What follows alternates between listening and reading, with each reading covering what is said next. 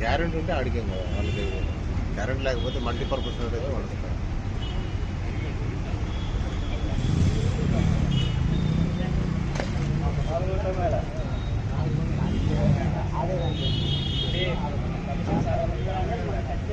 Bank account చేయలేదు.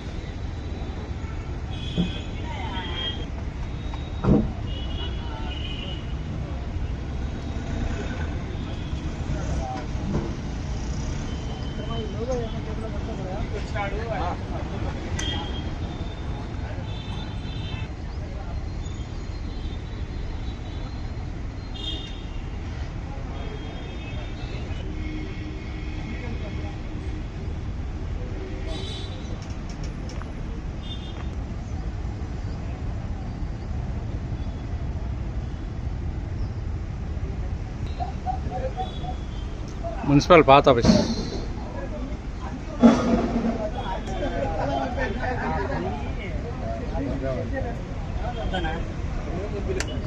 Gate card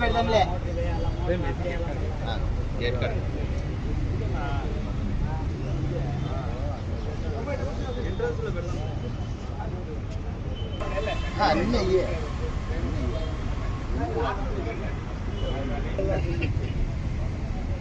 లోపలికి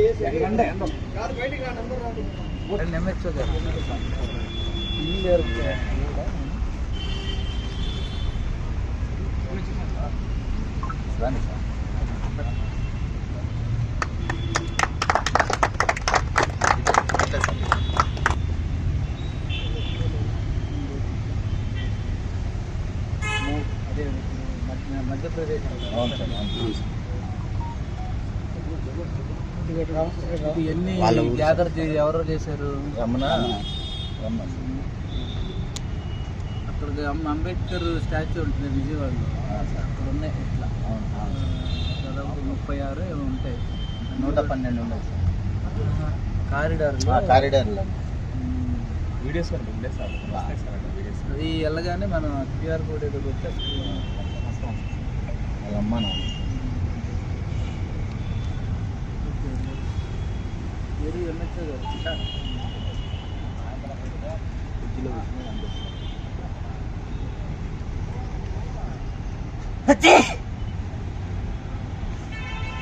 సతారాలోని రాజవాడ చౌక్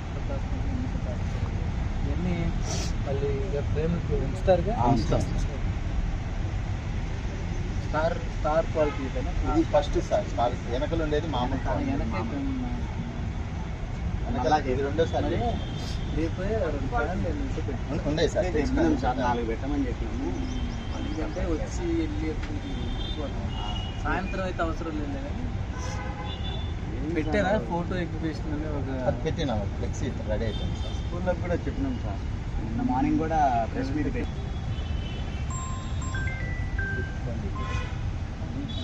వచ్చేస్తున్నాను 10 నిమిషాలు.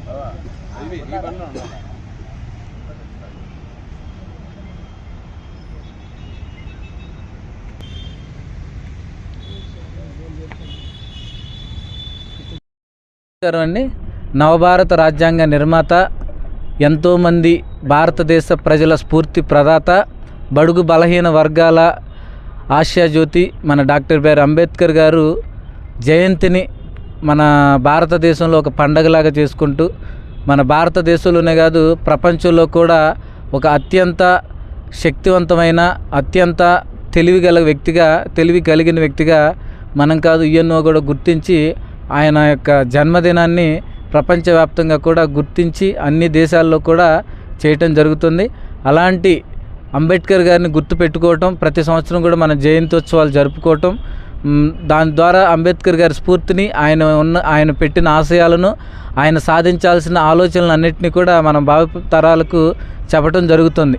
దానిలో భాగంగా కడప నగరపాలక సంస్థ తరపున మా పబ్లిక్ హెల్త్ వర్కర్స్ అందరూ కూడా ఎంతో ఉత్సాహంగా కొన్ని సంవత్సరాలుగా ఈ అంబేద్కర్ జయంతిని చేస్తూ ఆయన స్ఫూర్తిగా తీసుకొని తమ తర్వాతి తరాలు అంటే వాళ్ళ పిల్లలకి అంబేద్కర్ గారిని ఒక ఆదర్శంగా పెట్టి గొప్ప స్థాయిలో వాళ్ళ బిడ్డలను ఉంచాలని చెప్పేసి పరితపిస్తూ ఉన్నారు.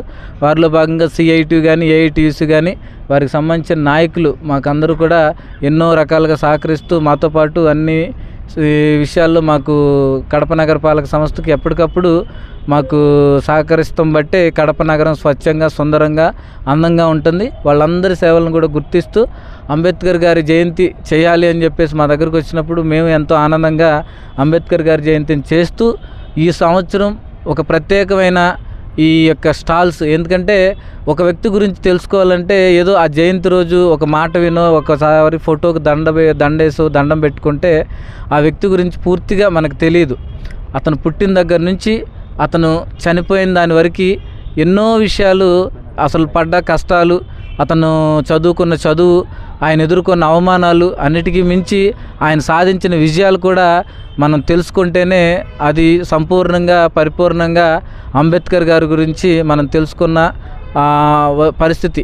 ఎందుకనంటే ఒక వ్యక్తి సామాన్యమైన ఒక చిన్న అంటరానితనం అనే అలాంటి కొలంలో పుట్టి ఇంత అత్యున్నతమైన ఒక భారతదేశానికి ఇప్పటికీ 140-150 కోట్ల మంది ఆరాధించే ఒక భారత రాజ్యాంగాన్ని రాశాడు అంటే ఆయన దాని వెనక పడ్డ శ్రమ, కష్టం, దాని వెనక ఉన్న ఎన్నో అవమానాలు, ఎన్నో ఇబ్బందులు అన్నిటిని అధిగమించి ఈరోజు ప్రపంచంలో ఉన్న ప్రతి ఒక్కరు కూడా భారతదేశం వైపు చూస్తున్నారు అని అంటే అది కేవలం భారత రాజ్యాంగం అంత బలంగా ఉంది కాబట్టే అలాంటి బలమైన రాజ్యాంగాన్ని మనకు అందించిన, అలాంటి బలమైన రాజ్యాంగాన్ని మన దేశానికి ప్రసాదించిన డాక్టర్ బిఆర్ అంబేద్కర్ గారి యొక్క సేవలను ఇప్పుడు ఎప్పుడు ఈ భారతదేశం బతుకున్నంత వరకు కూడా కొనియాడాలి.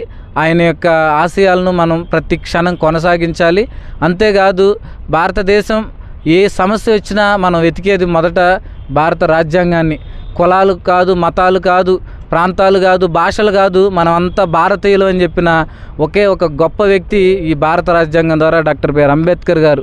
ఆయన పెట్టిన భారత రాజ్యాంగంలో ఈక్వాలిటీ బిఫోర్ లా అని, చట్టం ముందు అందరూ సమానులే అని ఒక చట్టం రూల్ మన ఆర్టికల్ 14 కింద తీసుకున్నప్పుడు మనం ఎన్నో విషయాలు, ఇదివరకు తప్పుకి శిక్ష ఎలా ఉండేదంటే కులాన్ని బట్టి ఉండేది. అలాగే అదివరకు కులానికి సంబంధించి చదువుకోవాలని, కొంతమంది వృత్తి వ్యాపారాలు, కొంతమంది ఇవి చేయాలి అవి చేయాలని ఉండేది. అది కాదు, మనం తెలివన్న ప్రతి ఒక్కడు చదవాలి, బలమన్న ప్రతి ఒక్కడు కూడా ఈ సమాజంలో ఎదగాలి, అన్నిటికీ మించి ఈ సమాజం అందరికీ సమాన అవకాశాలు ఇవ్వాలి అని చెప్పేసి ఈక్వాలిటీ బిఫోర్ లా పెట్టడం జరిగింది. చట్టం ముందు అందరూ సమానులే అన్న ఒకే ఒక్క ఆ యొక్క భారత రాజ్యాంగంలో ఉన్న అధికరణ కానీ, ఆర్టికల్ 14 కానీ ఈరోజు ఈ భారతదేశాన్ని అట్టడుగున పుట్టిన చిట్ట చివరి గ్రామాల్లో పుట్టిన ఎంతోమందికి ఒక స్ఫూర్తినిచ్చి, అబ్దుల్ కలాం లాంటి రామేశ్వరంలో ఎక్కడో అబ్దుల్ కలాం పుడితే భారత రాష్ట్రపతిగా ఎదిగేలా చేసింది. అట్లాంటి ఎన్నో గొప్ప వ్యక్తుల మన త్యాగాలు ఈ భారతదేశానికి అందించింది ఈ భారత రాజ్యాంగం.